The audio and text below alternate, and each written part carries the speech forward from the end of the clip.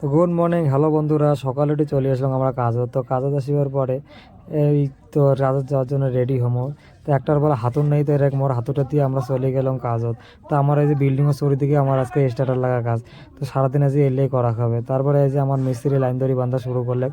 তারপরে এই যে রড নাইও বলে রড আনি যায় দেখি মিস্ত্রি দাদা কাজ করে যাচ্ছে। তারপরে এই যে রড ঘাড়ন নিয়ে যাওয়া যাচ্ছে আমরা বিল্ডিংয়ের উপরে। তো রাস্তাখান এত দূর, আর যা রাস্তা যে কাঁদো ওই বিল্ডিংয়ের উপরে চড়া খাবে উপরে। তার রাস্তাখানও দূর, তারপর বিল্ডিংও চড়ে দেখি মিস্ত্রি লেখা মশলা বানা শুরু করে দিছে।